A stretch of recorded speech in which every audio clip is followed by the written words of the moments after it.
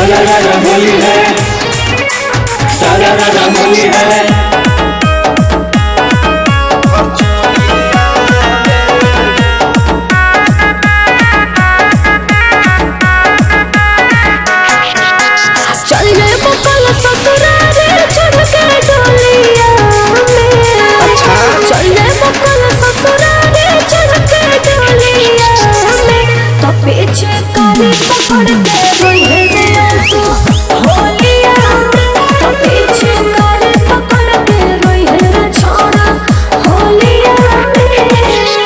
होली खेले पहुँच जाइबो तोहर टोलिया में, होली खेले पहुँच जाइबो तोहर टोलिया में। अच्छा। तोहर भद्रा के सामने डालबो रंग तोहर चोलिया में, तोहर पियवा के सामने डालबो रंग तोहर चोलिया में। बुझले ये की कहा हो रे?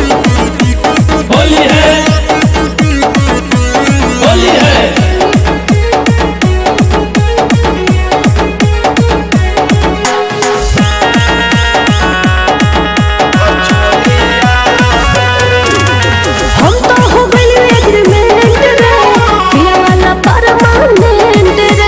चिंता नहीं कर छोरी घरवा के तोहर अगवे लगइबो टेंट गे।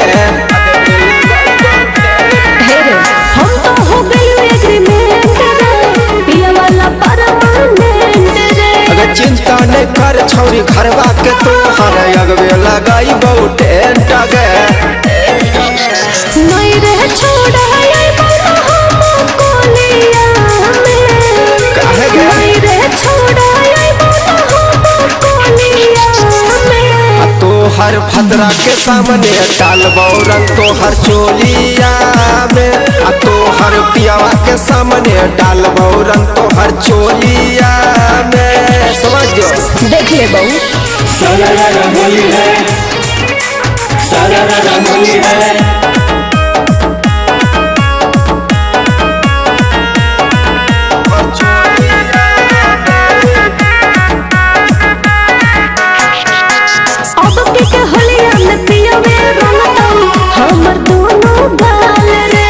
पियावा से पहले कर देबो छौरी हम ही लाले लगे। इतना हिम्मत हो गइल रे छोड़ा। अब के होलिया में पियावे रंगतई हमर दोनों गाल रे। पियावा से पहले कर देबो छौरी हम ही लाले लगे। तनिको नहीं दम रहता तोरा बोलिया में, तनिको नहीं दम रहता तोरा बोलिया में। तोहर भद्रा के सामने डालबो रंग तोहर चोलिया में, तोहर पियावा के सामने डालबो रंग तोहर चोलिया में। ठीक हो, पता चल जइतो।